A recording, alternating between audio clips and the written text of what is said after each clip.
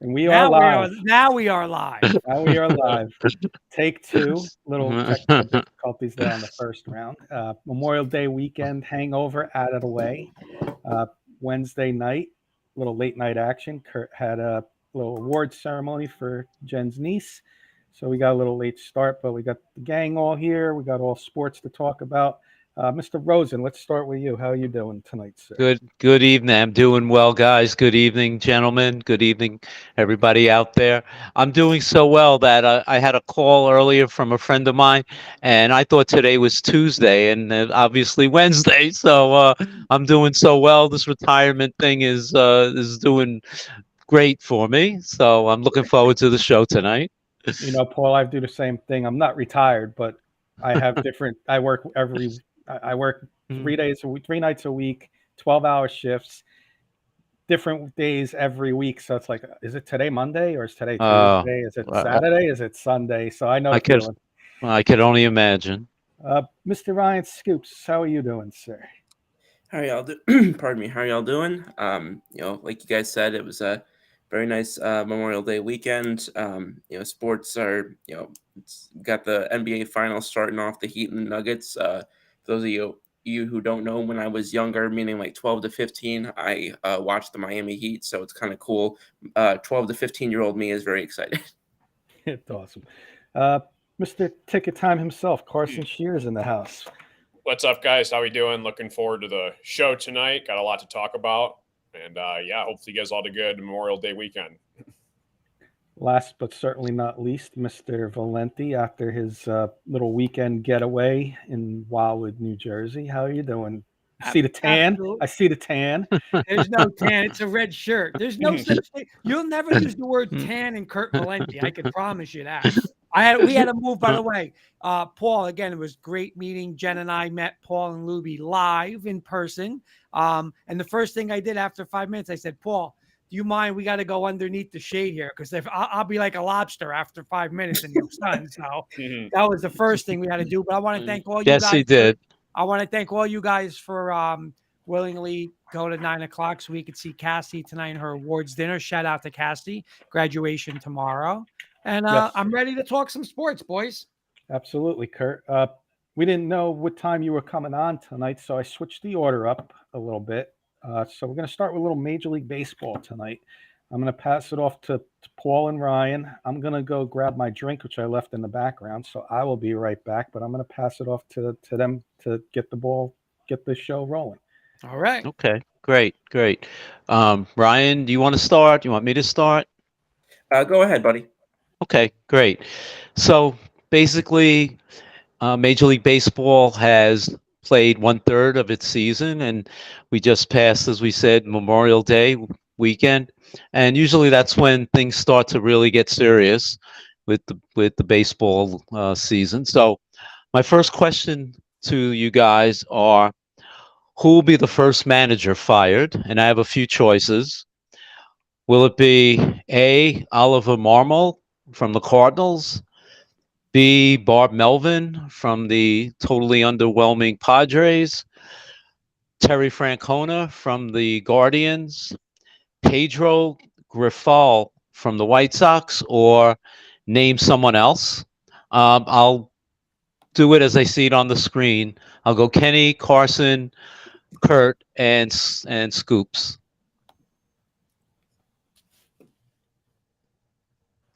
Without repeating the whole question, I think I know what it is, but is it general managers? Managers.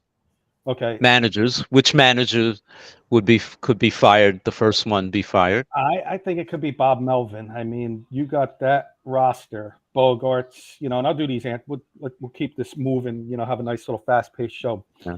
Bogarts, Soto, the pitching staff, all-star lineup 1 through 9. But you can argue in relief and pitching staff, and they're underwhelming to say the least. So I'm going to go Bob Melvin. Real quick, Jody Moncrief, evening, gentlemen. Let's get that Nuggets talk going. And he's saying Aaron Boone to get Ryan fired up tonight. All right, we'll get Carson.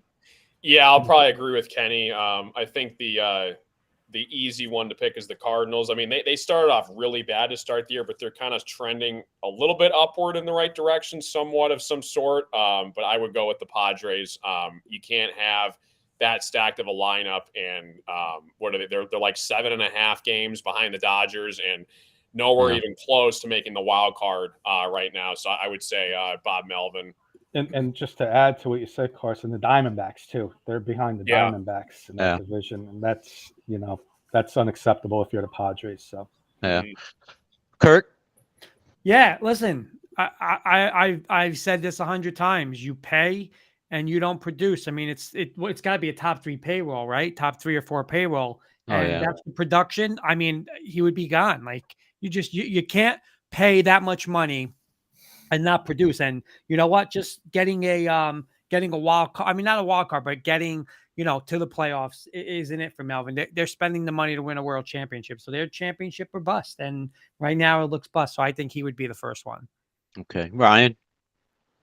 Well, first off, I want to know where Jody Moncrief lives, that they're celebrating happy hour 44 hours early this week. But aside from that, no, I think it could be the Guardians. Now, again, I think that Terry Francona is the greatest manager of this era. But I've heard a couple times that he could look to step away due to health issues anyway. So I think that he could be the first manager gone, but I'm not sure it's going to be a firing. I think that there could be some sort of like we've mutually agreed to end the relationship. So I think it could be them, just because some of the other managers you named, they're either, in my opinion, they've got too much success on their resume, or they're too early into their current jobs to, in my opinion, get fired. Kurt, our good friend. So Jody, by the way, part of the Denver Bronco Roundup with Keith Brugman, who's saying Aaron Boone goes, so does Dusty Baker with the laughing emojis joking around. The only thing I'll say about Aaron Boone, and not to get into it, Kurt, Ryan, is kind of reminds me maybe a little bit of Doc Rivers. Can win in the regular season, but when it comes to postseason, and look what the Sixers did. They got rid of. So I wouldn't necessarily Doc say has a ring. Doc has a ring. Say Aaron Boone is safe. I don't know. So that's all I'm going to say. If Jody Moncrief was maybe not joking around there, I don't know. Yeah. Ryan, you want to ask the next question? We'll go back and forth. Sure, absolutely. Pardon me. So obviously, there's been a whole bunch of talk recently. I think that this for the first time in maybe 20 years, the Oakland Athletics are the talk of baseball right now, and it's not for the best of reasons. There's been some reports that owners are trying to have Major League Baseball look into potentially forcing a sale of the Oakland Athletics. Now, as far as I'm aware, the last time that a team was forced, a sale was forced, was the Donald Sterling LA Clippers saga almost 10 years ago. Do you think that that's the right way to handle it? And if so, and if not, do you think Major League Baseball has a duty to get involved with this situation based on how poorly they're playing and the way that their payroll has been managed, or rather not managed? Kenny, you can go first. I think we have to make an example of somebody somehow, some way. I say about players, you got to make examples of somebody. And if it means A's ownership having to give up their team, so be it. I mean, what happened to Moneyball? I mean, Moneyball, like now the payroll just keeps going down and down and down. So they're moving to Vegas, right? Okay. But what's the ownership going to do out there? All of a sudden, you're going to have a $300 million payroll, right? So you got to make an example somewhere. That being said, the A's just took 2 out of 3 against Atlanta. So it's like, I don't know. Like, so maybe they want they know they weren't contending this year, but I don't think they realized they were going to be this bad this year. But it kind of reminds me of that movie Major League, right? The female owner. Remember the movie Major League? I just watched that last movie. Wanting to move the team to Miami, because if they can win, and then the team finds out that's what they're doing, and then they end up, of course, the fictional movie, they end up winning the pennant, and she has to keep the team in Cleveland. So that's what it kind of reminds me of. But you got to make examples of owners. You got to make example of players. You got to make examples of coaches.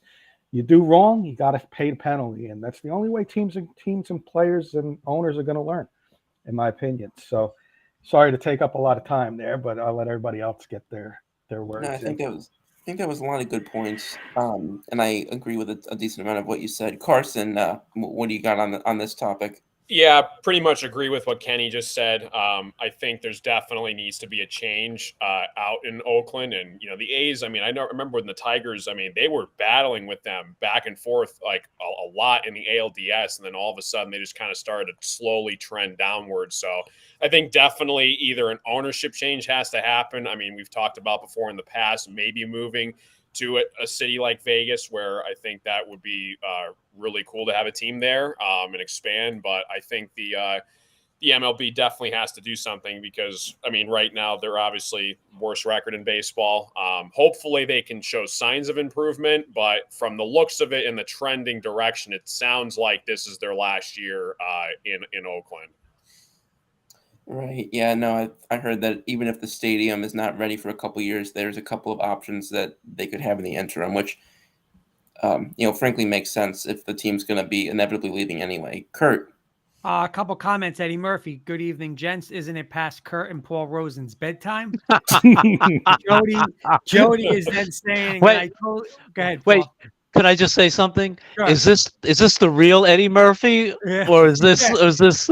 I didn't think he was that funny anymore. Jody's saying, and I agree with him, the salary cap fixes most of this. Guys, you got to watch. I was watching today. I don't know if it was today or yesterday, but it was on ESPN today of Mad Dog going off about the Oakland A's. It's hilarious. And you know what? Listen, it's just come on, it's a disgrace, man. I mean, professional sports, they don't spend money like he's saying. Get a salary cap, just like the NBA is. The NBA is not going to allow you to do that. You have to spend like 90% of your money. You have to do it. So 20. I don't even know what their payroll is, but it's just a joke. 2,000 people at a game. It's ridiculous. And I don't want to hear you're giving these. It's like. Seriously, it's like a 7th grade baseball team going to play seniors in high school. It's a joke. It's a joke. It's another big joke. Joke. It's a big joke. Ryan sent us a group chat. All-star ballots are coming out next week. Yeah. But every team has to have a representative. Yeah. What is that? Who the heck is going to be the representative? We'll get into that next week. Kenny, real quick. That's why when you started, when Scoop said a couple of weeks ago, 2-time All-Star Glaber, you got those, come on. That is the most garbage thing. He's an All-Star. The team's got 10 wins. Oakland A's, one guy shouldn't be All-State in high school, let alone All-Star. We'll get into it. I don't think they had that Logan Torres was an All-Star, but that's beside the point. No, we'll get into it next week, but with Oakland, but the rules too, like the winning team. The league gets the home field advantage. Is the Oakland guy going to care what he does in the All-Star game? Right. So that's the part that I don't like. But we'll talk about this next week with All-Star ballots and everything coming out. And finally, Paul, the one who has my favorite owner in baseball. Maybe he can lend him some money. Anyway, to put it in proper perspective, over the weekend I'm watching the Mets games, and they got around to talking about how bad Oakland is playing, and as unfortunately Kenny just mentioned, they took 2 out of 3 from the Braves, which helps the Mets. But they were talking about how bad Oakland has played, and the talk of can they break the 1962 Mets record of least wins. And when you're comparing a 2023 team to the 1962 Mets with the number of wins that this team might have this year, that's a sad commentary. So yeah, I mean, I agree with everybody. They have to do something. Maybe with the move to Vegas, they will enforce a lot more of a professionalism in the organization up and down. But until then, something has to be done to ensure that the fans, give the fans an opportunity to root for a professional team. Great. Paul, Ryan, we're going to do this for about another roughly 15 minutes. Then Rudy's going to come on at 9:30. So if you guys got, however you guys want to do your questions back and forth, or if somebody wants to switch it up, but we've got roughly about 15 minutes, just so you guys. Okay, good. All right. My next question, very short and sweet. With all due respect to Aaron Judge, Ryan, will Pete Alonso hit 60 home runs this year? Yes or no? Kenny? Yes, I think he will. Carson? Yeah, he's on a roll. Kurt? I'm going to say no. And if he does, then I think what happened last year, it's just going to be like, is this the standard now? And we're going to see this going and going and going. So I think it's a bad look for Judge if Alonso does do it. I think it takes away a lot of stuff that he did last year. It's going to get into the media. The media is going to jump all over it if he gets close. Yeah. I'm going to say Ryan. No. Ryan. Pardon me. Yeah, I think he will. But I don't think that delegitimizes other players getting sick. It's still only 2 players in the last however many years. Yeah, I personally, I don't think he will. I think the pressure would be too great for him. I don't see him doing that. But Aaron Judge's year last year was historically good, so I don't see that happening this year with Pete. Kurt, let's let Ryan answer this question from Jody. Okay. What do the Astros do, Ryan, with Jose Abreu hitting 209? Oh boy. Well, how many home runs, Jody? If you can give us that info. 1 home run? I think 1. Wow. I think he just hit his first home run. Yeah, it is 1. So I looked at his numbers, and I thought, maybe does he have an OBP that'll balance him out, or that gives him some hope, or does he have a decent slugging number? No, he's playing terribly across the board. Even his defense numbers are not great. Honestly, if you're Houston, I think you just have to at some point. Now, obviously, it's kind of hard to walk away from him when you just sign him to that $60 million deal. But I mean, at some point, you're Houston. You're one of the biggest, win now teams at all costs that baseball has. I think at some point you have to evaluate just not playing him until he gets some work out. Gets some work out of like the batting cages and whatnot to get himself back on track. Nice. And Jody's confirming he does only have 1 home run. So Jody just confirmed that. Eddie's saying makes no sense for a baseball team to be this bad, especially since first overall pick doesn't mean much in baseball, and Alonso will tire out. He won't hit more than 45 is what Eddie Murphy's prediction. Let me come back and ask Paul a quick rapid fire question. Should and will Alonso be in the home run derby again this year? He loves participating. As a Mets fan, I hate it, but that's just me. But I'm sure he will be. And you know what? Fans love him in there. He loves participating. Go for it. What the hell? Gotcha. Ryan? The same question about Alonso? No. Next question for us. Oh, next question for you guys. Okay. So, excuse me, sorry. So there's been obviously an uptick in what we've seen with stolen bases, defense, going back to some more doubles hitting, not a lot of players hitting the ball over the fence, all the time. Although there are a couple players that are still doing very well. We just talked about 2 of them who are still doing very well with the home run ball. Do you think the game has become more exciting with a lot more of this, small ball and stolen bases and whatnot? You got a couple players that have already stolen 20 bases already this year, with the season not even half over. Or do you think there has been a bit of an overcorrection too far away from the power game? Go ahead, Kenny. I am enjoying some of the small ball. Some of the rule changes, I should say, which is making us see a lot of the small ball. You're seeing a lot of stolen bases, like you just said. What I don't like is the pitcher can only throw over 2 times. So how would I fix that as a manager? okay, my pitcher threw over 2 times. I'm going to call a pitch out. You don't see pitch outs anymore in baseball. Are they not allowed?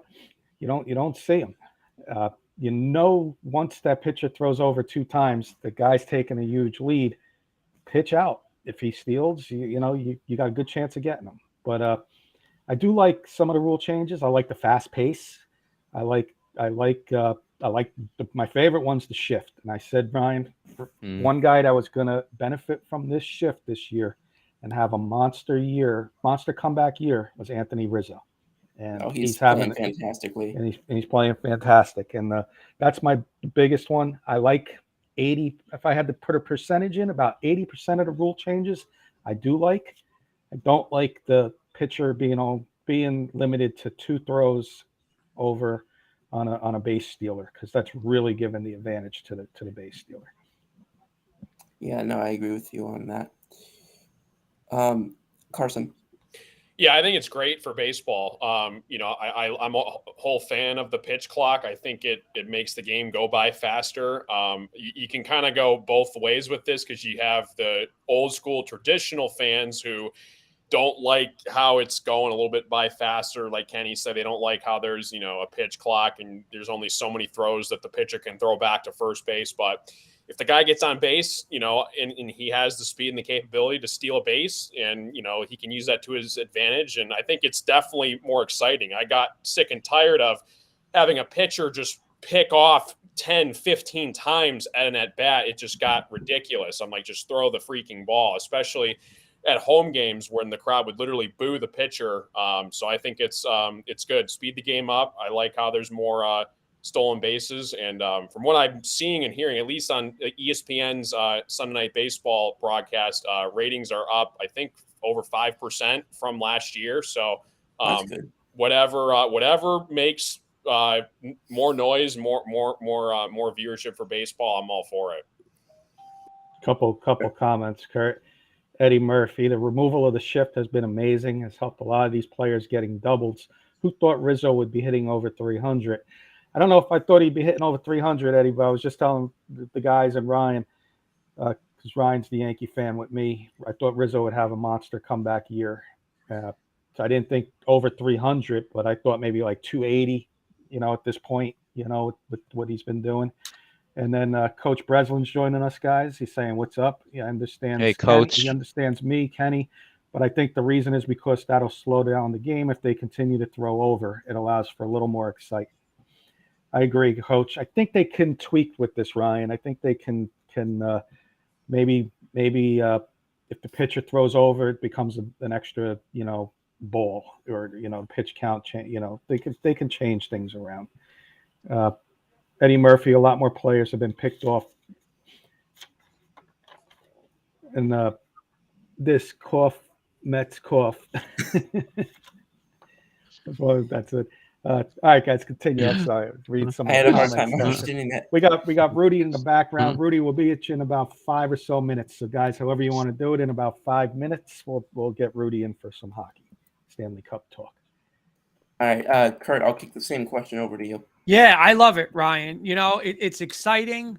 It's nothing's worse than watching, I watched you watching playoffs last year and, 14 strikeout. I mean, it's embarrassing. It's embarrassing. It's what we grew up with. It's real baseball. Get them on, get them over, bunt them. And Yankees, you see how it is? Listen, keep Stanton the hell away. Keep Donaldson the hell.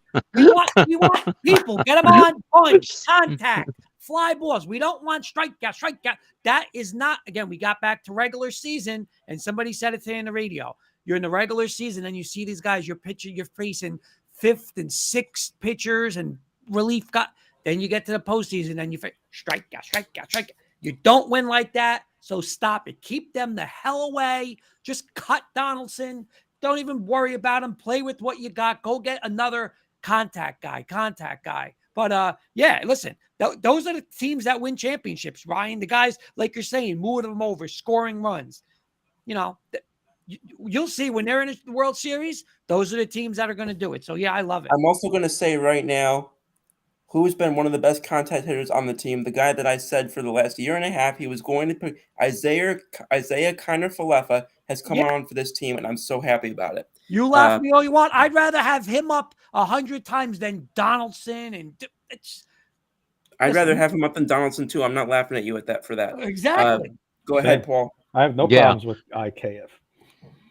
Yeah, I mean, you guys, I agree with everyone, and Kurt sort of stole my thunder. I was going to say, yeah, it's great during the regular season, but as Kurt eloquently just said, playoff time comes. You see these guys striking out, can't hit the ball, getting no hit, one hit, no manufacturing of runs. And that's when pitchers are pitching better. Games are tight. Games are usually 1-run, 2-run games. A walk, a stolen base, a sacrifice fly could make the difference between a division winner or a champion. So yeah, I mean, I love to see what's going on now with all the new rules in place. Well, you just mentioned, and I equivalent to it is we watch the NFL, we watch year after year, right? Last year, Buffalo. Josh Allen and Stephon Diggs, and look at all these guys. They get to the playoffs, they throw it 40 times in a just like baseball. And home, it's not going to win in the postseason. It never does, and it's just not going to happen. Yeah. Okay. Real quick, Paul. Yeah. Kurt, hold your ears, but Ryan and I know Ryan wants to wish him some good luck. I want to wish Aaron Hicks some good luck down here in Baltimore. Got signed. Small market team. Smart move by the Orioles. Was listening today. They had the Orioles general manager on. I was watching Major League Baseball now. They picked him up. Cedric Mullins is on the IL. Smart pick. And he left the game hurt already. Did he really? I'm serious. He left the game hurt already. I didn't watch it, so sorry to hear that, Aaron Hicks. But I thought it would have been a smart pickup to try and get him his career turned around, and with Cedric Mullins out. But that seemed to have backfired. Did not know that. Go ahead, Paul. Okay. You want to ask one more, and then we'll bring one more. in? Yeah, absolutely. So I'm calling this question away they go. I'll name a player. Does he get traded? Shane Bieber. Kenny?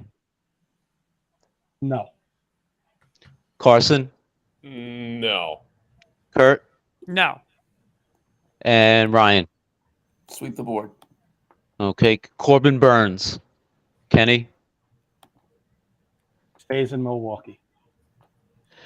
Carson? I'll say yes. Kurt? I'll say no. And Scoop?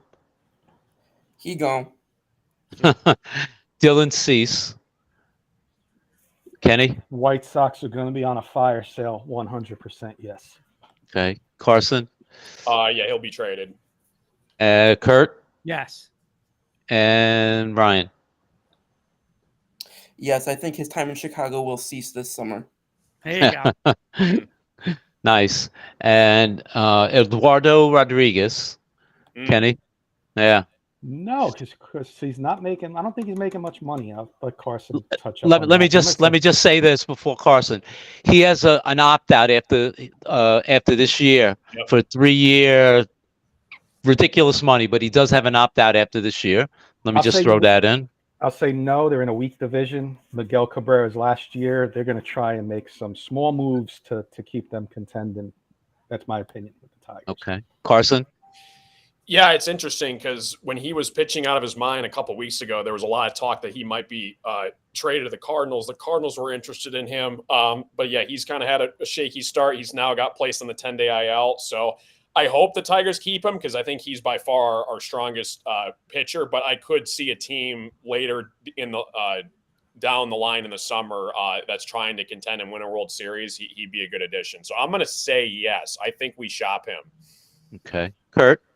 I'm going to agree with Kenny on this one. I just think, whether it's for Cabrera or, they haven't really been in it. And with these new, with the extra wild card teams and stuff, I mean, what is the, I guess here's the question. What is somebody going to give for him? You know, like, I don't know if it's worth it for Detroit. I think they're going to try to ride it out and keep the season going as long as they can. So I'm going to They say got no. nothing. They're playing with house money. They're only 3 games out. Yeah. Carson. They've been fighting around 3 games behind. out.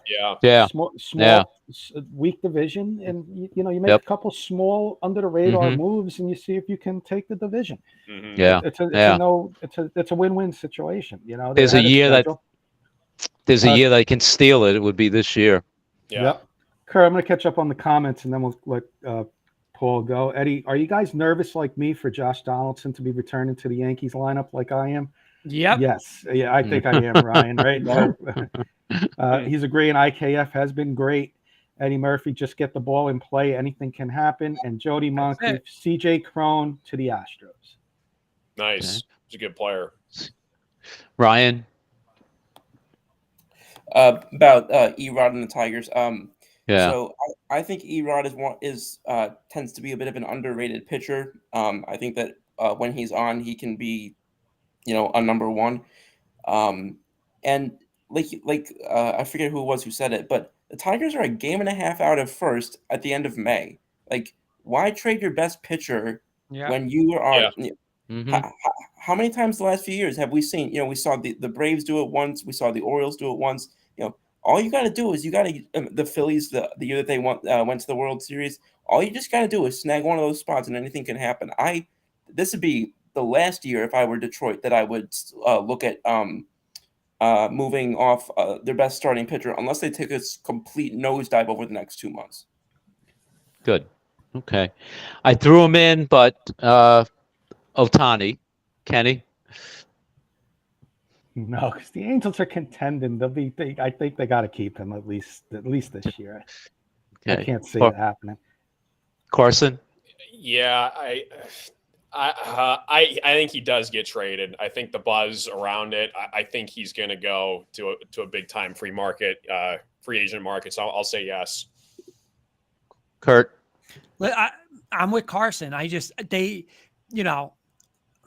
I understand they haven't won and they're going to try to do it, but I think they just got to be really like man to man with them and like, listen, are you coming back? And do you want to stay here? Mm-hmm. And if it's, no, then you got to trade. I mean, you can't lose this guy for nothing. I mean, like a Juan Soto last year. I'm going to be honest. He's the best player in baseball, and what you could get for him, if he says he's out, you got to trade him. You got to. Mm-hmm. Yeah. Ryan. I don't agree with trading him. Yes, I know it's very likely that they lose him at the end of the season, but the whole, you can't lose him for nothing type of thing, I think that ship sailed this past offseason. You're not going to get with as great of a talent as he is, you're not going to get what you would have gotten for him. The time to move him, if you were going to move him before you lose him, that was 2 years ago when he had a couple of years of team control left. Even though he's a unicorn from a talent standpoint, he's actually having a down year by his standards. I think at this point, you are best suited riding it out, trying to catch lightning in a bottle and making a run this year, and hoping that you can somehow convince him to stay. Because I think trading him now is a poor decision. Jody wants him in Houston, and Coach Breslin's saying if they are losing, I would at least try and get something. Yeah. I mean, he just hit his 14th and 15th yesterday or today. And he's pitching well. So, listen, if somebody wants him as badly as a team like the Mets, you go out and get this guy. I'm telling you, and Paul, if I'm the Mets, I'm giving up the farm. I'm giving up whatever they want. And you want to take the whole farm. I don't care. This guy is the best player in baseball, the best player since Babe Ruth, both sides of it. You give up whatever the hell they want for him. Yeah. I don't disagree. Eddie's got a question, then we got to get Rudy and Paul. You have anything else? No, that was my last question. I'm going to give this one to Carson. Will Trout ever be traded, Carson? He's never going to win in LA, and they would still get a lot for him in a trade now. I think he's going to retire as an Angel. I think as much as he would like to go and try to contend with a team, I just think that he's going to stay. He's going to be one of those guys that goes in as an Angel, stay as an Angel his whole career. I don't see him really leaving. quite just yet. I don't think he will. I'm with you, Carson. Coach Breslin's disagreeing. He's saying if they can't win with him and Trout, they should unload both of them. Give the great talent the opportunity to be showcased in the playoffs before they get too old. I agree with that, Coach, but I think the Angels will keep one of the two. They know they can't keep Ohtani. Trout's under contract. I think they need some kind of star over there to draw. Anything else, guys? Baseball? No. Great job. I'm good. Paul and Ryan. Thank you. Great job tonight. With that being said, Kurt, we got to get Rudy in, Kurt. Yes, we do. Got to play Rudy. Got to play him. Rudy. Rudy. Bring him in here, Kenny. Rudy. There he is. There he is. Get in there, Rudy. Get in there. I've been on the green room a long time. Get in there. How you guys? How was your Memorial Day? Everybody good? Everybody Good. Good. I'm So glad Rudy, we're everybody- gonna do things a little fast paced tonight. We got no we got problem. Stanley Cup coming up Saturday. We got some fast paced questions for you. I'm gonna let the guys know how they want to do it. If they say a minute or less, try and get it done in a minute or less. Rapid fire. Kurt will explain what that is. I got a fun little game for you. The guys are gonna do all Stanley Cup questions. I'm going to do a little Ranger game with you later. Am I a New York Ranger, it's called. And was he a New York Ranger or is he somebody else? I got some names for you. We're going to see how good you know the Rangers. And I go back in history. I don't know. I did some research. We'll have a little fun with that at the end. And then all the guys are going to play along with that. But that being said, I'm going to pass it off to Kurt.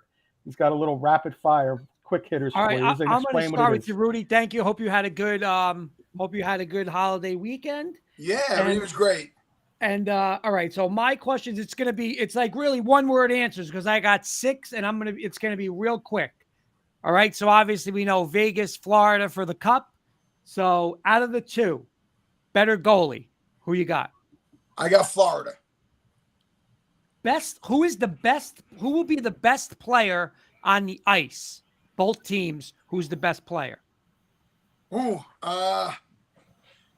Matthew Tkachuk. Better coach. Oh, wow. Slight edge to Paul Maurice. Slight edge. For those who don't know, who is that? Is that the Florida coach or the Vegas coach? Rudy, better home ice advantage. Who's going to have it? There's no you know what? There's no home ice advantage anymore. I mean, more wins have been on the road than at home. So the home ice don't mean nothing. It really doesn't. Okay. So, really no, they get locked in. That's it. It's not like a stadium, they just get locked in, the boards close you in and you just hit. Okay. In your opinion, who has the better overall team? All right. I'll give it to you simple. These two teams are very similar. The defensive end, Vegas has like I said the last time, big defensemen. These are linebackers on ice. They have the advantage on the defense. They pin you the boards. They don't give you much of the ice. They close the lanes. Florida plays very similar. They play tough. They play the boards. They play big in the defensive zone. The only difference between these two teams is Florida has a little more speed. They're better on the rush. They're quicker. They back check a little better. So, advantage Florida when it comes to these two teams because of their speed. But as far as strength, forechecking, both teams are very, very similar. Rudy, thank you. Thank you. I'm being sarcastic because I wanted you to convince me on Vegas because I wanted to do something with Vegas. So now I got to go plan B. But all right, my last one. Who wins in how many games? Florida and Carolina. I don't know if you've watched that series. Carolina hit the post 7 times. Borowski played out of his mind. And I want to tell you something. That series should have been 2-2, 3-2.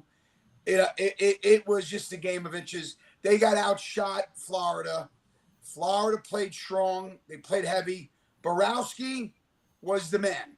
You're only as good as your goaltender. You know what I'm saying? That's what it basically boiled down to. So I think the teams that Vegas played and the teams that Florida played, advantage, I'm going with Florida. I'm going with Florida in 6 or 7 games. Okay. Because of their speed. Very similar teams, only they have more speed, better back checking. They get up the ice quicker. Vegas is more methodical. You're in your zone. They come with a heavy forecheck, but Florida's faster, and they're just as big. So very similar styles. Florida with the speed, with the goaltending, Kachuk, and the speed. I'm going with Florida. Florida in 6 or 7. Okay, Right. Mr. Kirkpatrick, that's my rapid for Rudy. Okay, I'm going to pass it off to Carson. I think he wants you to get this in about a minute or less, Rudy. We got a bunch for you tonight, so we're going to try to keep it fast-paced. Good to see you as always, Rudy. Kurt kind of hit part of my question, but I know you mentioned. I apologize for that, Carson. Oh no, you're good, Kurt. It's all right. You mentioned before going back to the Bruins series, a huge upset that the Panthers made off them. You said watch out for this Panthers team, and sure enough, they got all the way to the cup. There's only been one team in NHL history as an 8 seed to win the cup, and that was the Kings back in 2012. Well, So how do you think the Panthers pull off the unthinkable? What are going to be the keys to win the series? You know, I'll be honest with you. Watching both series, Dallas against Vegas and Florida playing against Carolina, I see. I'll be honest with you. I thought Vegas played a slow, methodical game. It wasn't really that physical. They were big on their zone. They come in hard. They got a good forecheck. But it was a very methodical game. It was just up and down. It wasn't as fast as Florida. Florida gets to the puck. They're beating teams on the puck. They're playing the blue line so strong that you can't even get into the zone. I think they rotate 4 lines better, faster. And, you know, when you have a guy like Borowski who's playing out of his mind, you know, it gives the team a lot of confidence. So Florida, to me, is the team that I feel because of that speed aspect. But these are going to be this is going to be a hard – if you don't watch this series, these are 2 big teams that are going to just beat the crap out of each other. Mm-hmm. But Florida's got the speed. They got the goaltender. But don't forget, Florida's been off 9 days. I said it the last time. I said I thought that would affect them, but it didn't. So I guess they're soaking up the sun in Florida and having a good time, and they're going to be ready. But this is going to be a series, I mean, that's going to be unbelievable because, you know, Vegas has a real big defense. It's going to be hard to find lanes. So it's going to be up and down game. Really not much. You just got to beat the guy in front of you. Not getting, you know, there was some matchups. They played some man-to-man Carolina against Florida. And that's how they scored those 2 goals, I think, in the second game. These teams can't play man. You can't say, well, I'm going to match up this line with like. You got to beat the guy in front of you. Mm-hmm. Very simple. Rudy, I got a question from one of our audience members, Keith Brugman, good friend over in Montana, part of the Denver Bronco Roundup. They do a Denver Bronco podcast. He wants to know if the Panthers-Knights championship hurts the NHL because of the small, untraditional market teams. And then Ryan's up next. We got another show we call Wits and Wagers. So Ryan's got a little wagering question for you on the deck. Sure. But what do you think about that? Does it hurt the NHL, Rudy? The small? Not at all. Not at all. I think this is the best thing for hockey. This is what hockey wants. This is what sports wants. You got think about it. You got 2 teams playing for the first cup ever. Yeah. You got 2 coaches looking to win for the first coach, their first Stanley Cup as a coach. These market teams, I've been to Florida. I went to a few games. In fact, I have a place 25 minutes from Sunrise. And I'll be honest with you, listen, if for half the price, I get to sit right behind the goalie, 6 rows. I mean, it's not like the Garden, but it's so good for hockey, so good for sports. And with Vegas and them being in there, these are going to be setting guidelines. Now, you got Southern teams, warm weather teams like California, like LA was in the Stanley Cup. Now you have Florida. Now you have Vegas. This is great for hockey. This ain't gonna ruin it. I mean, the other sports might look at it like that, not as hockey people. We're hockey people.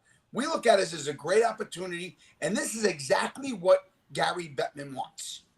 Can I just throw my 2 cents in there, Rudy? Sure. Living in the Tampa area for the number of years that I did, if there was any professional team in that area that the fans got behind, it was the Lightning. I mean, the Bucks, for those short periods with Brady was fantastic. The Rays have never really caught on, no matter how good they've been the last few years. But the Lightning, ever since John Cooper took over, and that's been almost like the last 8-9 years, the fans there are, you talk about diehard. They are incredible fans, and I have to say that the hockey in Florida has been incredible. And now it was on the West Coast. Now it's on the East Coast with the Panthers. Well, like you said, hockey, and this all intertwines. They want more kids, inner city kids getting involved and whatnot. I'm going to give it to you straight. It's not an easy sport to play. I had a son in hockey, played junior hockey, travel all the United States. It's not easy. It really isn't easy. But I'm going to tell you something. Now that we have these teams, a kid in Florida in July, he's going to go to a rink and and go to a clinic and say, let me work on my edge work.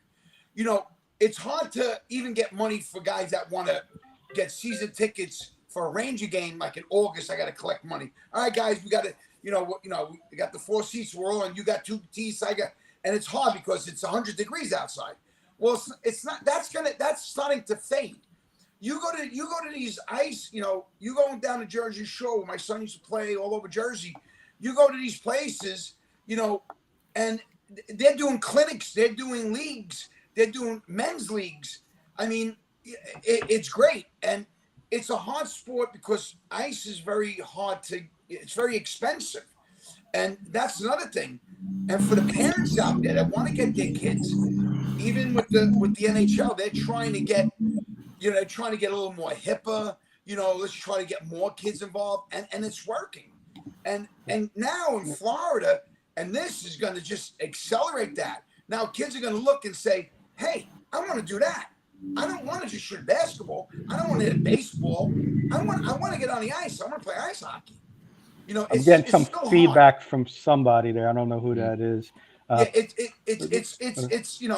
but this is going to make parents think, hey, you want to put your kid on the ice. You want to put your daughter or your son on that ice. You might have to get a second job.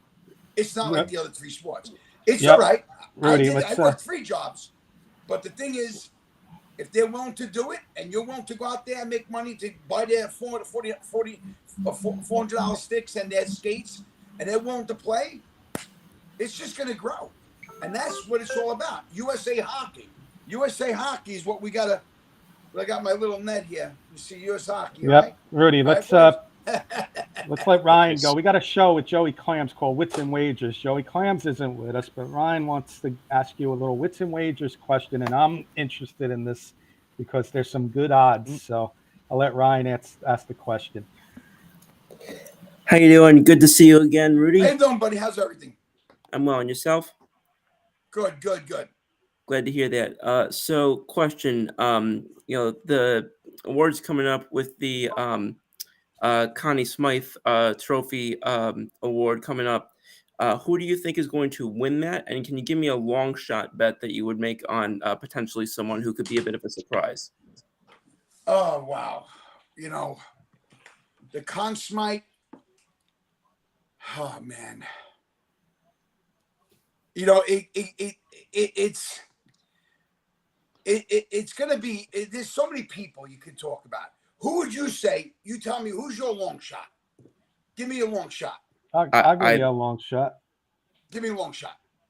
I'm looking at the odds right now. Barbashev. Ivan Barbashev is 40 to 1. And what is Kachuk? Kachuk is this second choice 3-1. Bobrovsky's 2-1. Right. But, a lot's going to depend on what happens in this series. You understand? It's a type of question where you don't know, because we got to go through this series, and then that's who you're going to see. That's going to be the final decision. That's how they do it. It's not like they already have it picked out. Okay. You understand? So the bottom line is, you can, whoever gets hot is the person that's going to win the Conn Smythe Trophy, and that's what it's going to boil down to. So it's a very hard answer to give you, and say, well, it could be this one. It could be so many people that are in this series.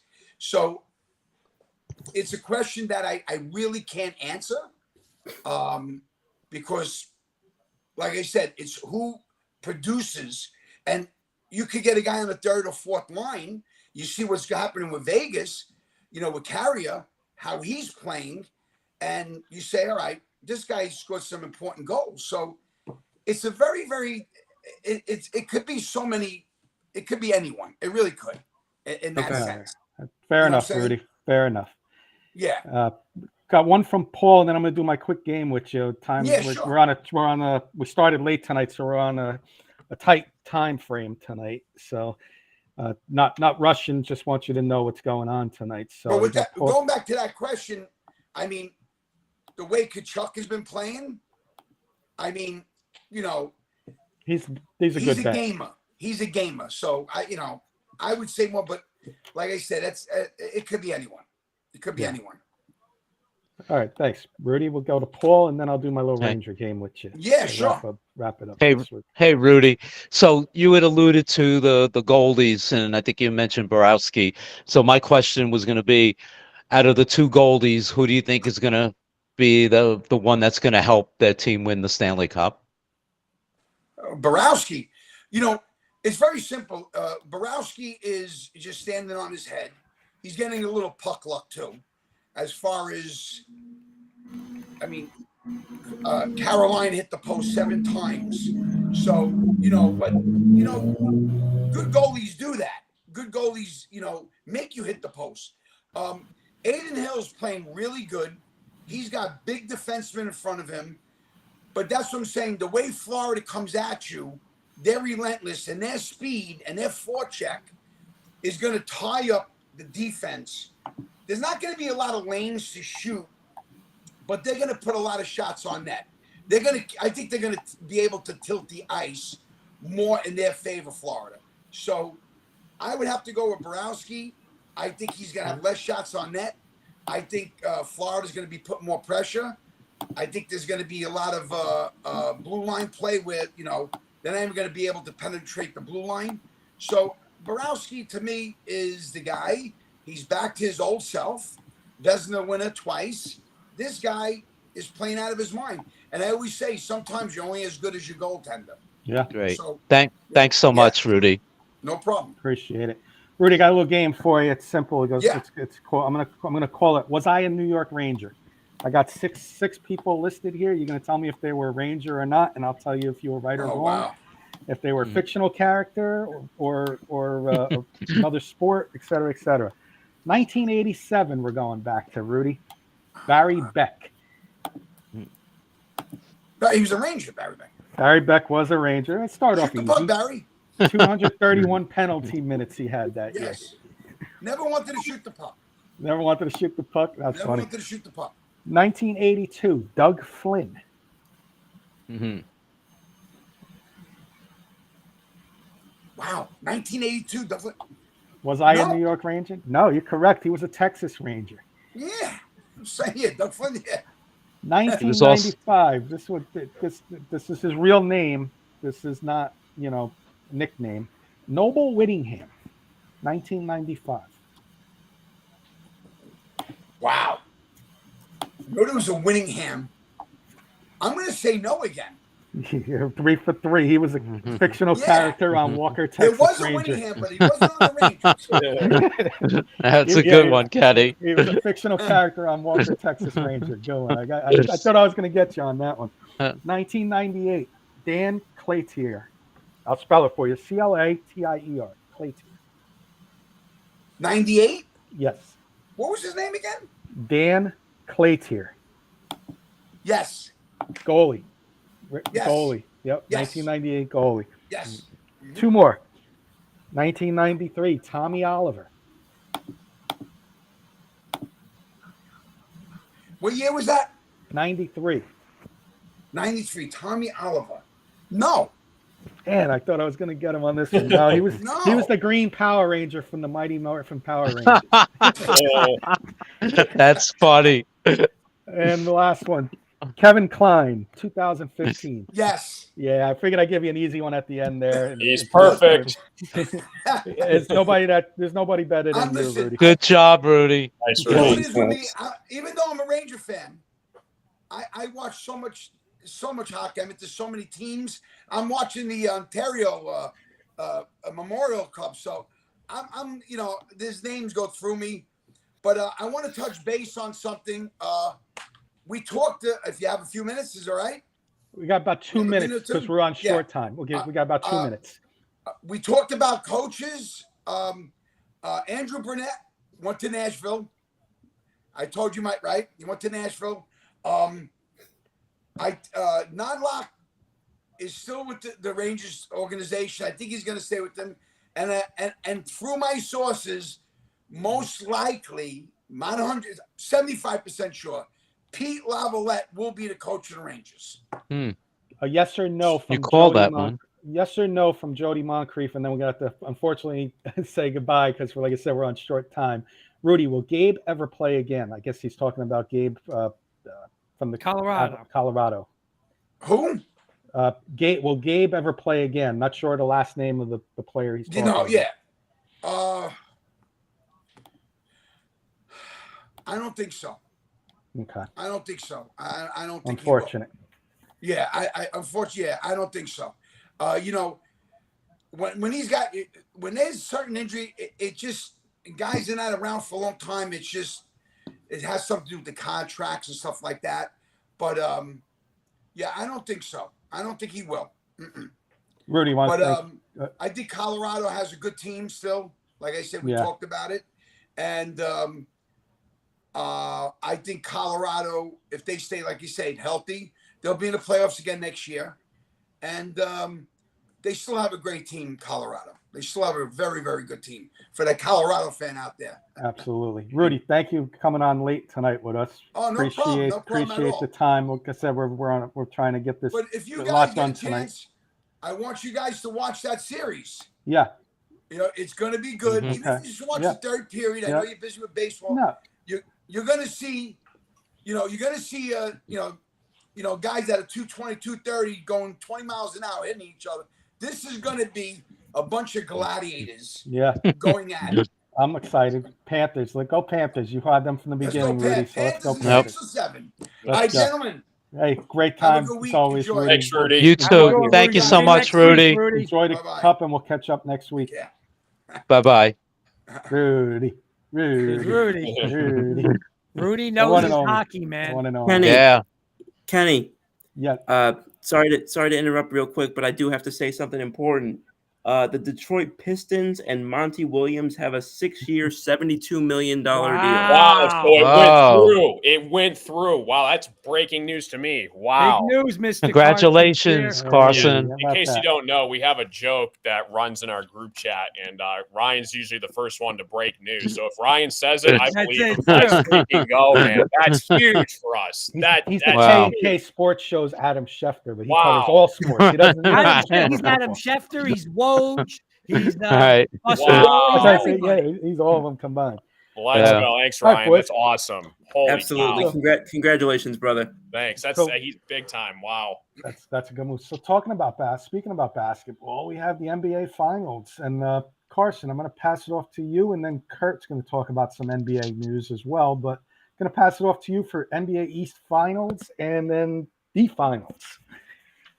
Yeah, for sure. Yeah, no, it's definitely been an exciting NBA playoffs. You got basically the Cinderella story in the Miami Heat, basically who barely got into the playoffs, had to go through their way through the play-in game. They ended up basically making it as the 8th seed, and they had to go through a juggernaut in the Eastern Conference. They took down the Milwaukee Bucks, who was a big surprise. Even though Giannis got hurt the first game, they were able to come back.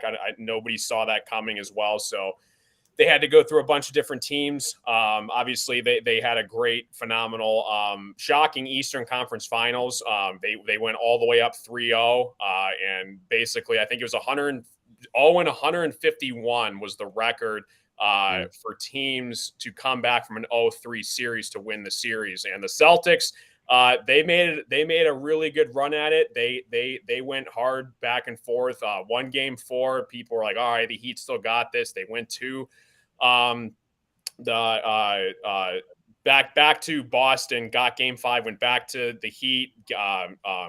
Derek White, crazy buzzer beater shot to force a game 7. And yeah, basically the Heat did a complete stomp down on the Boston Celtics. So yeah, they're going to advance to their NBA Finals. So you got the 8th seed going up against the 1 seed, the Denver Nuggets, who have been complete dominance. I think that Nikola Jokic is by far the best basketball player on the planet right now. I mean, the guy's basically averaging a triple-double. We have our good friend Jody Moncrief in the chat, who's a big Denver Nuggets fan. So, yeah, it should be a really entertaining finals and series overall. So I'll just basically ask you guys your predictions. Who do you guys think wins the finals overall, and in how many games? I'll go with Kurt first. You know what, Carson? I always say this. You know, when you watch a sport and your team's not in it, of course, we're always interested. But something like, you know, if it's not your team, I want somebody that I hate. And this is why I'm going to love this series, because I absolutely despise the Miami Heat. So, you know, I'm stunned that they won game 7. But you know what? Now I am all in, Jody. Russ is going to be at the game. Sean Payton's going to be at the game. Hell, Peyton Manning. We're all going to be in those games. Let's go, baby. Just like at the Garden. Nuggets in 5. Nuggets in 5. And I can't despise this team. Let's go. Nuggets win in 5. Nice. Kenny, what do you think? I agree with what some of Kurt said. I dislike the Heat, but I do not dislike Jimmy Butler. I liked watching Jimmy Butler play. And I gained some respect for Pat Riley. Kurt sent the group chat. We were talking about our group chat earlier. Kurt sent a little group chat out about LeBron James wanting to Yeah. I do like that. Yeah. So I got to give Pat Riley respect where respect is due. Do I like Pat Riley? No. But that being said, I'm on board with Kurt, but I'm going to say the Heat make a little series of it. And I'm going to say Jody sweats a little bit. Nuggets in 7. Nuggets don't lose a game at home. It's going to be all home game wins. You got the Nuggets in the mountains, and you got the Heat down in the deep south. You know, in the hot southern climate there in Miami. So a lot of home court advantage here in this game. So Nuggets in 7. For sure. Ryan, what do you think? I similarly agree. Well, first of all, I admire the fact that Kurt was able to make a conversation about the Miami Heat somehow about Russell Wilson, but no, I agree. I think that this is going to make people sweat a little bit, but I have the opposite outcome happening. I think that in game 7, the experience, I think of some of the players on the Heat, the experience of Coach Spoelstra, I think that's going to become the difference maker. I think the Miami Heat win this series in 7. Kurt, nice. Jody's saying a slim down, in shape Russ, Kurt. And Jody's also saying Pat Riley has been in 24% of all finals as a player, head coach, general manager. That's wow. Russ. That's crazy. Thanks for that stat there, Jody. I did not know. Wow. That. Yeah, I saw real quick. One more comment. Kurt, did you ever take Butler's card out of our freezer? Or out of your freezer, because he was kind of cold this series and Martin got robbed. Funny, real quick, 30 seconds less story that I got about the freezer. Kurt made these little blocks for me, guys. If you could see them. Is it on the screen there? See his little blocks? Yep. Oh, yeah. That was in the freezer. I forgot to take it out of the freezer until game 7. Oh, that's funny. Put the Celtics in the freezer, and look what happened. So, the Heat freeze. It worked a little too late with the Heat. We were hoping it worked with the Knicks, but it came down to it. It worked in the end. So the Celtics were in the freezer and it cooled them down. So Kenny, can I comment for Joe? What does Joey Clams cost with the money? What does he say? When you Pizza money? Pizza money? Carson. Yeah. Go get a lot of pizza money. Because Scoops, you want to buy a house, Scoops? Go find money and just put it on Russell Wilson, comeback player of the year. He's God. 2,500. Plus, Wow. I'm telling Jen, we're not paying the mortgage next month. Just throw it on Russell. We'll double that. We'll buy 3 houses. He's got a trip coming to Hawaii. Can I? Yeah, we got a have. trip coming to Hawaii. This is true. Can I answer to Hawaii? You'd put that. Kenny, can I answer this question? Sure. All right. My hatred and my despise for the Heat do not rise to the level of Kurt. Maybe a little like Kenny. Anyway, I do have to say this. After losing a game 6 at home the way they did, to come back up in Boston, arguably one of the toughest home courts to win a 7th game, and to just take it to them for the full 48 minutes, I have to give kudos to the Heat to go up there and do what they did in Game 7. And that what? No. I thought you were done. I'm sorry, Paul. I was just no. Two cents in. So that being said, it's going to be a tough series for them to go out there. I think clearly Denver has the home court advantage, the altitude, obviously the best player in the NBA. But I think I tend to agree with Ryan. I think this series is going to be tough. I think, Kenny, you hit the nail on the head. I think it's going to be a very home-oriented series. And this Heat team, and you want to intersperse football, I'll throw a football term in there. This Heat reminds me of the Giants of 2007, going into a buzzsaw of Dallas and Green Bay and Tampa all on the road, and going into a final against the team that nobody's giving them a chance to beat. And I tell you, I think the Heat is going to wind up winning this series. It's going to be close, but I can see the Heat coming through and winning this series, especially because of the coach. Well, Eddie Murphy's bringing up a good point. Heat will have Hero back, which is big. Now, I'm going to see what Spoelstra does, though, because do you play Hero? Right. Right, Kurt? Do you play Hero, or do you keep him on the bench maybe just a few minutes, just to ease him in? But I don't know. I don't know if I would mess up this chemistry right now. All I'm going to say, though, my 2 cents, and then I'll let Carson continue. Thank goodness, the basketball gods did not let the Celtics in Boston come back from another 3-0 like our Yankees, Ryan, lost years ago. I could not have stomached another Boston comeback from 3-0. Sorry, Carson, go ahead. Yeah, no, you're good. Yeah, I totally agree with you guys. I think it's going to be a great finals. I think you're going to get Jimmy Butler. We're going to see what he's about. Last year he kind of had revenge and said, hey, we're going to be in the same spot against the Celtics next year. And sure enough, they're going to the finals. So Nuggets, they have 3 championships to their credit in franchise history. The Denver Nuggets, they're looking for their first ever. Like I said, I got $1 on them at 210-1 before the playoffs started. So I'm going to be rooting for that $1 to make it all the way. But I just think the Nuggets, they have just been dominance all across the board. Nikola Jokic obviously leading the way. I think Jamal Murray is a really underrated point guard. You guys, really good role players like Michael Porter Jr., Aaron Gordon, Bruce Brown. I mean, the list just goes on and on and on. But like Paul said, don't count this Heat team out. I mean, the path that they had to take and get to the finals, you got to give them a ton of respect and a lot of props. I think it's going to be fun. If the Heat steal game 1, this is going to get really interesting. But I think they have to split and take at least one out of the next for the first 2 games. Carson, I was just going to ask you that, Carson. Do the Heat have to win? Let me ask you something. Does the 2-part question? Do the Nuggets have to win both?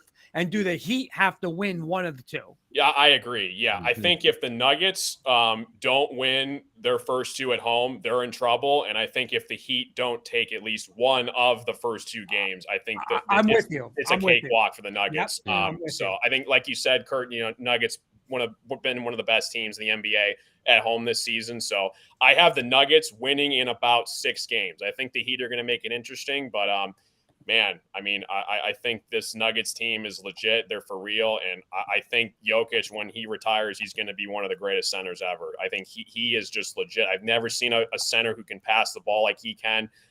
Just an unreal talent. So, yeah.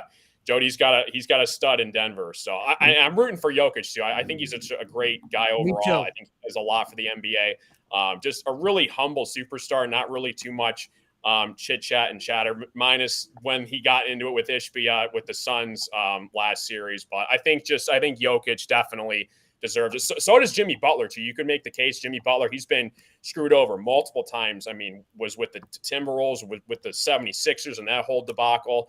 I think both players definitely do deserve a ring. I have a lot of respect for both of them, but I do think the Nuggets win in 6 games, and it should be a really fun series. But a lot of people are saying that the Celtics would have put up a better fight. The Celtics, Ryan alluded to this earlier, the Celtics are so inconsistent. I mean, they can play amazing one day, they can play horrible the next day. I think the Heat have been more consistent this entire playoffs. So I think it'll be a really, really good matchup. But I got the Nuggets in 6.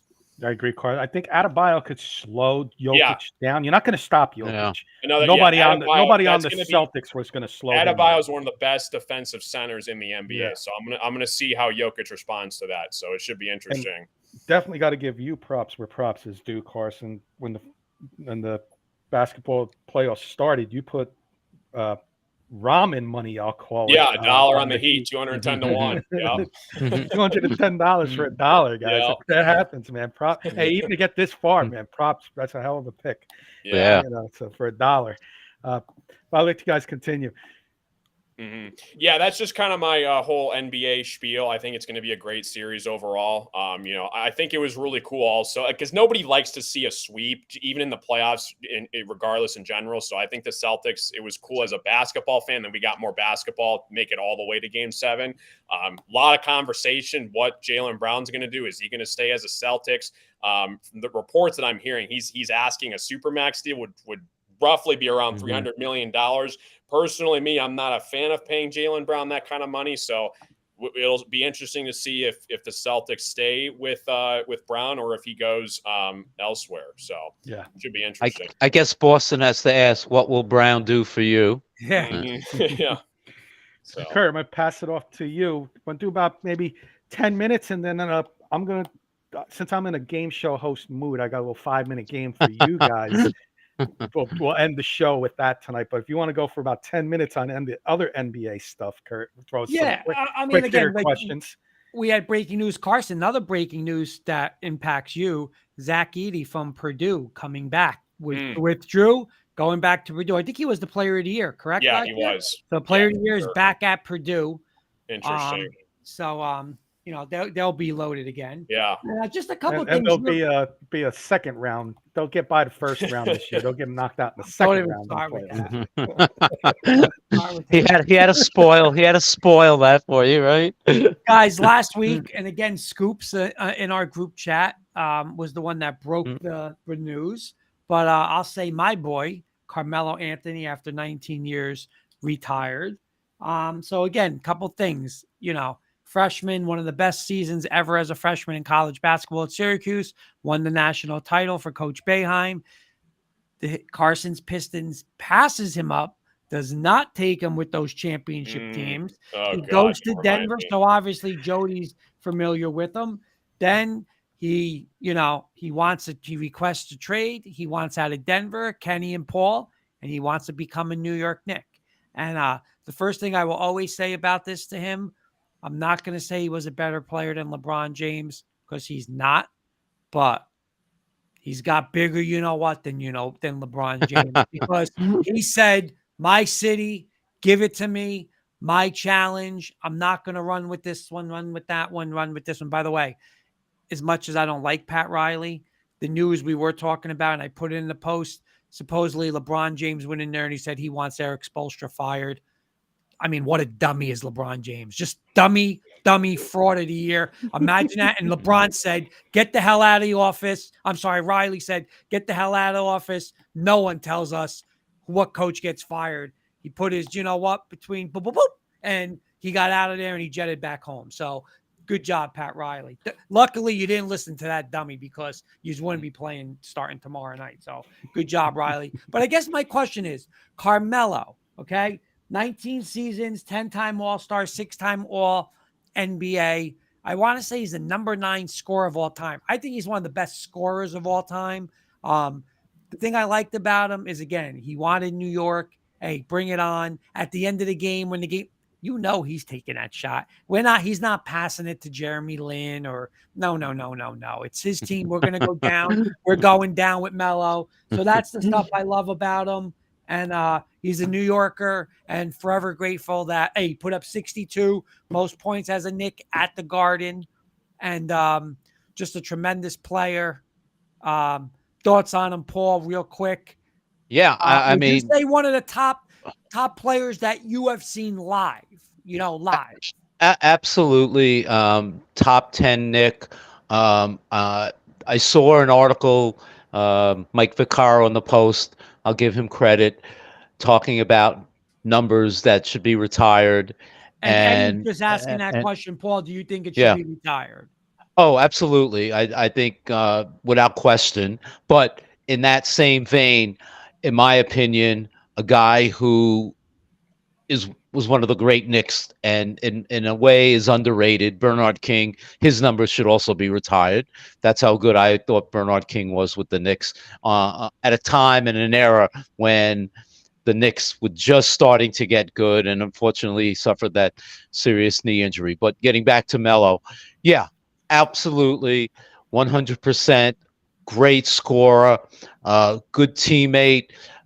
Just no matter where he played, he just made his teams better. Where I would rank him, top 25 players of all time, I think in the NBA, I think I would put him in that echelon of players. And the Knicks, sooner than later now, should retire his number. And Scoops, I'll come to you on this one. Kurt, hold on. Let's just catch up on some comments. Jody, back to a few comments back. Brown for Lillard's a big talk going around too. Some rumors there with that trade.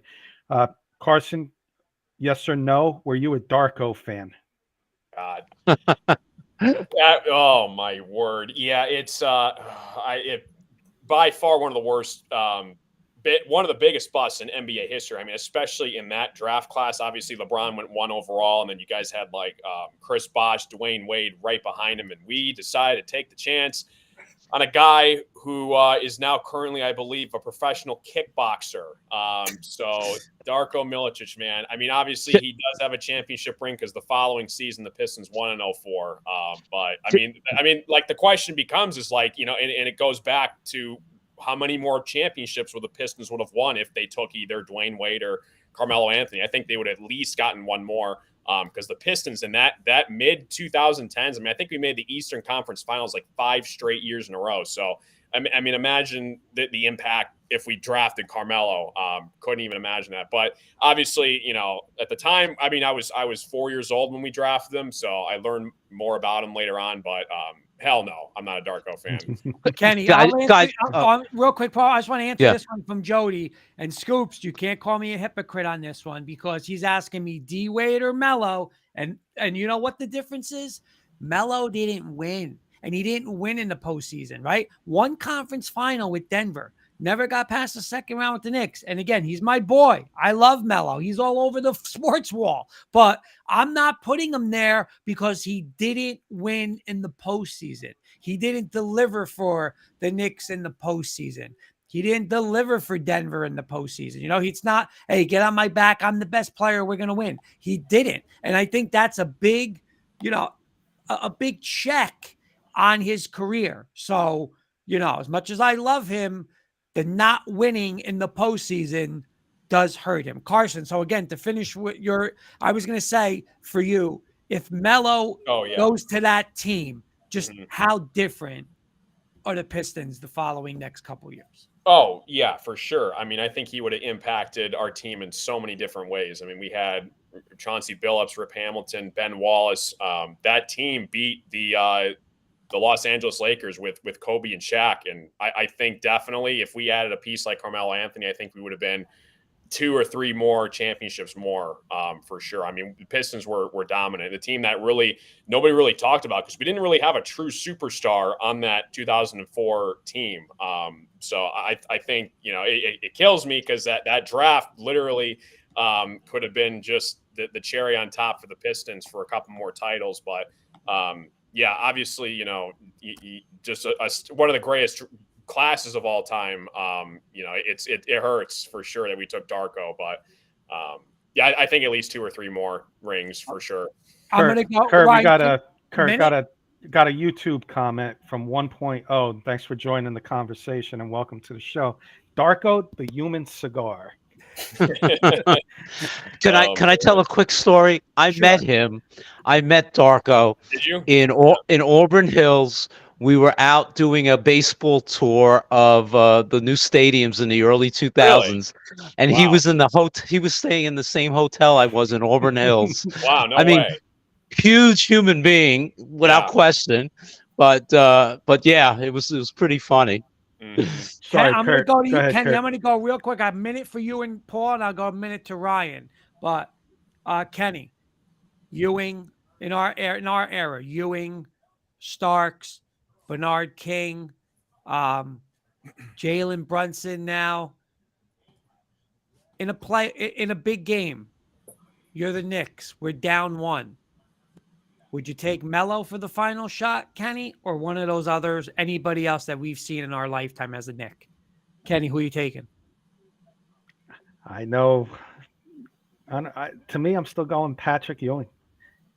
I'm gonna go Pat. He's the big guy in the middle. I know he's. Today in today's let me ask you the question in today's NBA or when they played. So today, you're asking me who today's NBA Patrick Ewing down low. Yesterday's NBA Carmelo. Jody's saying Starks. Listen, I'm going Brunson, man. I mean, I'll be honest. The past 2 postseasons, he might be one of, if not top 3 most clutch players in the NBA. I'm going Brunson. Paul. Are you talking playoffs or are you talking regular season? Big playoff game. We need a basket. Who are you going? All right. I'm going to give you 2 names. I would go with Bernard King, as I just loved him, especially he had really good playoffs. But Allen Houston would be my other choice. Good one. And Ryan, I know we talk about this a lot, and you're a New York fan. You live in this area. You know your sports, obviously. And, you get a lot of people whether not only that they can't handle New York, but they don't want New York, right? LeBron wanted no part of New York. You get other players. I'm not going there. I can't see the spotlight. Melo wanted it. So do you respect him more? Do you respect, I guess, players that want that, and especially him where, when it was like LeBron and D Wade ran and got out of there and, he said, trade me there. This will be my city, my town. Do you respect that more, especially what he did? No, I'll be honest with you. No, I don't. Because I do think that the mental and psychological strain that can be put on somebody playing in a situation like that, some people just can't handle that. I do have respect for people who can, but it's a different respect. I don't respect you more or less because you can or can't handle New York. If you go to New York and you're handling it like Aaron Hicks did, where he basically is complaining about his lack of playing time when he's hitting a buck for August, what you do with it is where the respect or lack of respect will come in. I don't immediately lose respect for a player just because they can't handle it in New York. I think that's a little unfair. Okay, Kenny, that's my mellow talk. So you could have the football. We'll do real quick, and I'll do a little game with you guys. I'm going to pair you guys up in teams, and Kurt knows because I saw this. Going to do New York Top 10 New York athletes since 2000, and that's going to be a team of Paul and Ryan, and their team name is going to be called the podcast firm of Shoops and Rosen. And they're going to be paired up against Carson and Kurt, who are going to be answering top 10 Detroit sports players. By the way, Carson, I'm such an honest guy. Kenny, you could vouch for me, right? Yeah, he knew the New York one, so that's why I paired today and yesterday. I saw the post of the top 10 people, and I was reading it to Jen. So I said to Kenny, don't put me involved because I know who the top 10 are. I saw it yesterday. So I just want to throw that out there, Kenny. Okay. Kenny, on the other hand, would read them right off and say, I know this one, I know that one. And your team name is Time to Ride, Ticket Time, and Kurt always says, let's ride. So all right. Kenny, full disclosure, I saw the same list that you guys saw. Good job, Paul. I don't want to sit here and I can tell you almost play with the Detroit one. So the three you guys against Ryan. The firm broke up already. So sorry about that, but I wanted to be upfront and honest with you guys. By the way, our good friend Albert Knoppers, sorry chiming in late. What's up, guys? What's going up, on, Albert? Albert's the third part of the amazing trio over there at Denver Bronco Roundup. And you missed our special guest, Albert. We had Alexander Madison on. We have a little joke on Denver Bronco Roundup. Alexander Madison, running back of the Vikings. And anyway, you missed that. I'm kidding, of course. So I'll start with we'll let Ryan go first. And, there's some easy ones on there, Ryan. Now, this is all New York sports. So this includes the area. This includes the Devils. This includes the Bills. This includes baseball, basketball, hockey, football. Give me a player. I know you can name at least. I'm going to go back and forth. I know you can name at least one player on this list. Since 2000, a top 10 athlete from New York area. So just in terms of just like since 2000, top 10 athlete in New York. But it was a poll. It was a poll that was out. It was a poll that was out. Okay, so we're guessing off of an exist. Oh, okay. I just want to make sure I was understanding Okay. So in terms of all New York, all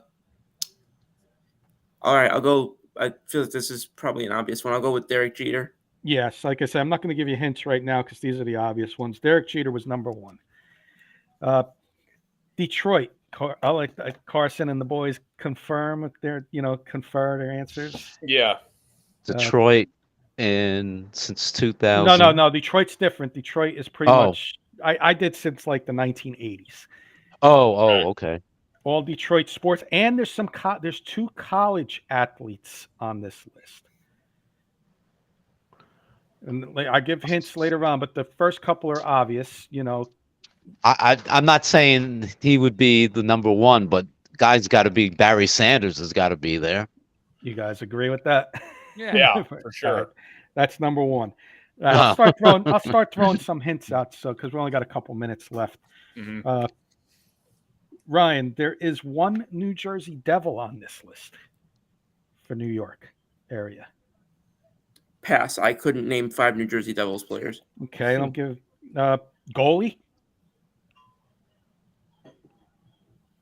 Okay.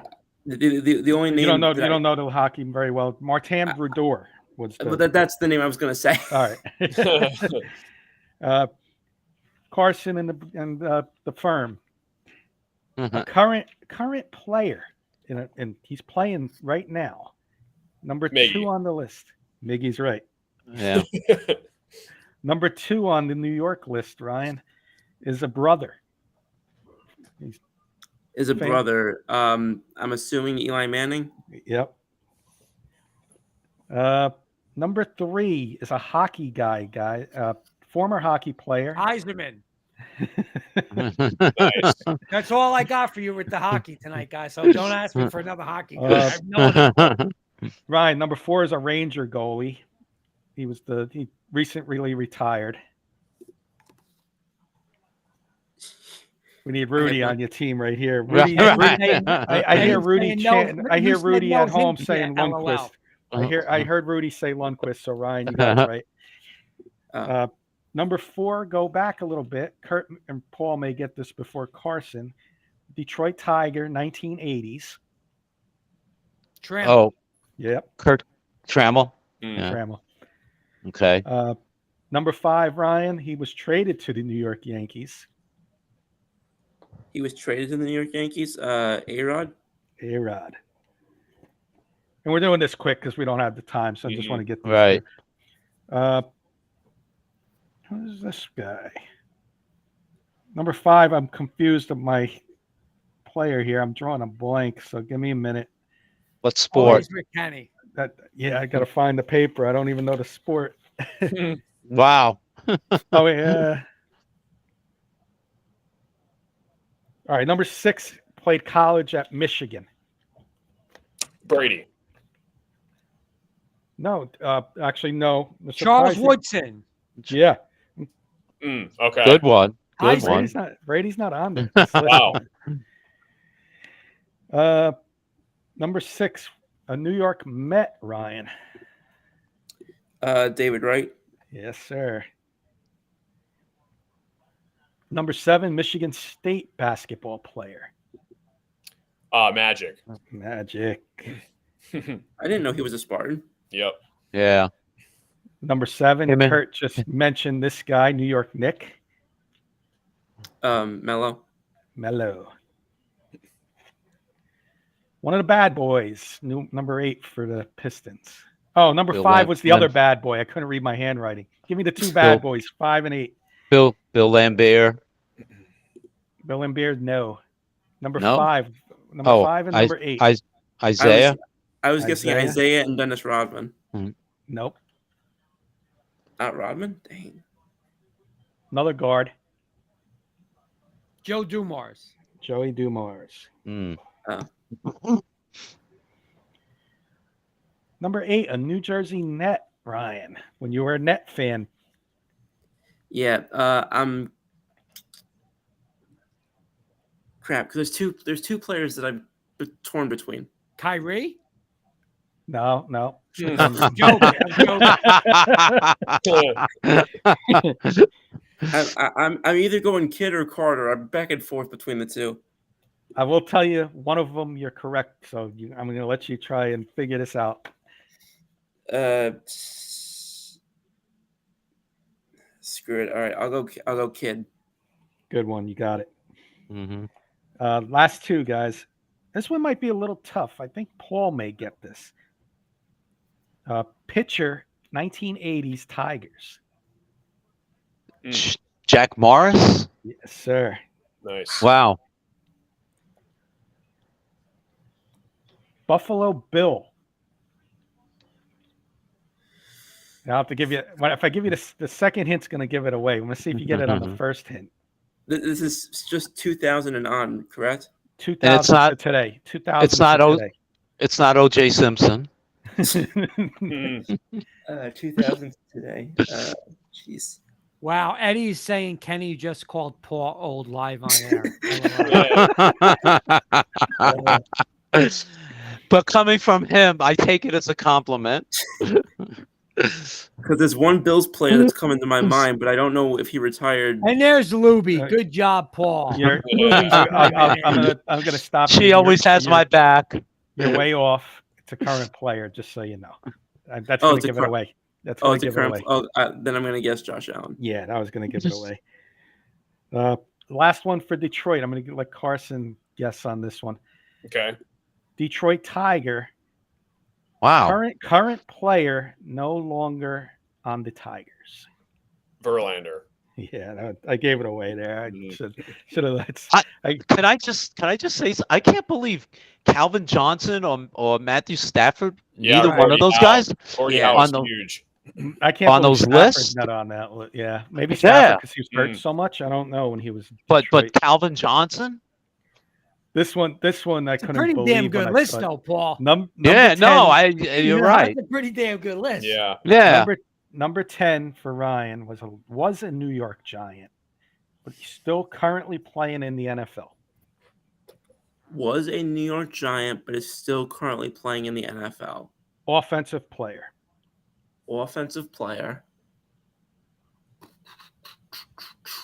Jody's saying, how did Michael Strahan not make it? Hmm. Good point.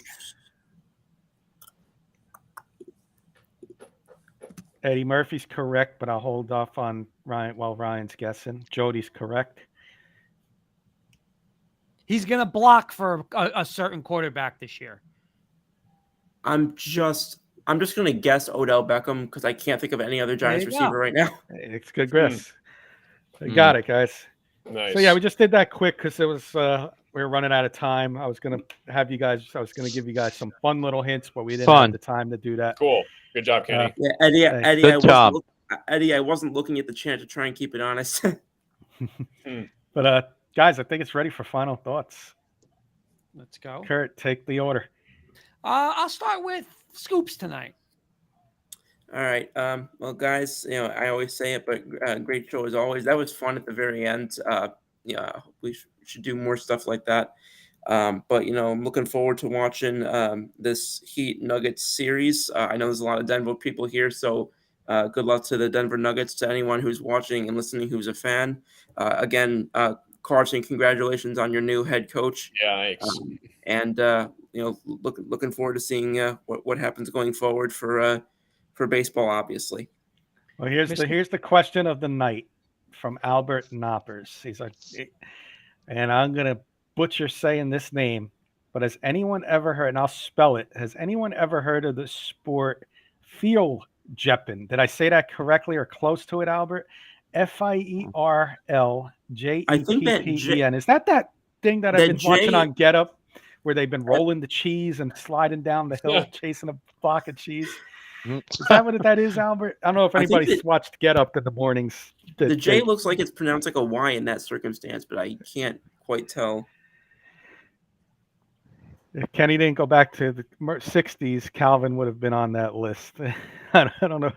Yeah, Albert's saying I butchered that name. So, Albert, I'll have to get. Definitely, I don't think anybody's ever heard of that. So you have to fill us in. But we'll continue with final thoughts while Albert tells us what that is. Final thoughts, Kenny, real quick though. Jeff Van Gundy on how he'd fix the NBA, quote unquote. Eliminate free throws until the last 4 minutes. If you get fouled on a shooting foul, you just get the points. You don't go to the line. And you don't go to the line for technical free throws. They're just points. Then I would eliminate halftime. I think halftime is the biggest waste of time. Or I reduce it to 5 minutes so you can go to the bathroom and come back out. The great Jeff Van Gundy. Mr. Carson Shear, your final thoughts. Yeah, great show tonight, guys. It was fun that I got breaking news. So thanks again to Ryan for that. Yeah, looking forward to that. Monty Williams. Definitely excited for that. Should be interesting. Looking forward to the NBA Finals tomorrow.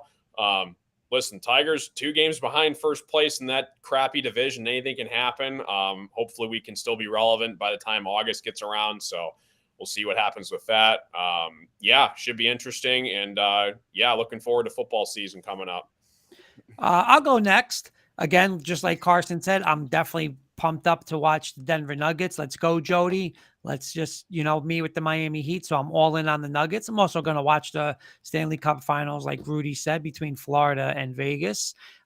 Kenny and Paul, we are only, 2 weeks away from a little wheeling and dealing. Leon Rose got to get us that final piece, or, in the next 2 years, we should be a champion contender. And boys, Russ is looking slim. Watch out. P-Ryan, Javonte Williams is coming back. Kansas City and the Chargers. You're going to get punched right in the mouth with Sean Payton. It's a different ball game. You don't have Nathaniel Hackett. Russ is back. That's all I'm going to say. Mr. Rosen. Oh, that's it? That's it. Great, fun show tonight, guys. It was a lot of fun. I will say this. I think this is the first time since I've been on the show and we've been all together that we could actually, all of us, say that our teams that we root for are looking upward. Yeah. I'm looking at obviously the Giants and the Knicks and you guys, and you're looking forward to Denver and now Carson with the Lions looking good and the Pistons with the new head coach, and then your Tigers are very close to first place. And obviously Ryan, with your Eagles. So it's been a lot of fun, and I think we all have a lot to look forward to over the next coming months. Absolutely. Albert saying Rustic Broncos are going to go 12-5. Let's go. And Eddie saying, accept the Nets. I don't trust this GM. Trust him. The money he gave out. He should be as far as you can throw them. Oh my God. And Mr. Kirkpatrick. Put him in Oakland with the Oakland A's owners. Real quick, I looked it up. Albert is confirming what that field Yeppin is. It's like extreme pole vaulting. They pole vault through a canal or a creek. Little strand, unique sport there. I know Albert's nickname is Dutchy. He's Dutch, so it's a Dutch sport. Thanks for sharing that with us there, Albert. But no, great show tonight, guys. Looking forward to next week. I agree with Ryan, doing some fun stuff here and there, got a lot of topics, but, NBA is going to be done soon. We're just going to have a lot of baseball, and, football's right around the corner before you know it, college football, NFL football. But in between, we do a little fun little segments with the audience and everybody, and we have fun with like we did tonight, very hour and a half went by fast, a little over an hour and a half. But Eddie Murphy saying Sean Marks would pay Aaron Hicks 10 years, $300 million. I'm not even joking around. I don't think I'm dead serious, but I don't think Aaron Hicks would start on Oakland. I don't think he'd start in Oakland. But that being said, guys, I want to have a good night. We'll see everyone next week. Okay. Thanks for watching. Good night, everybody.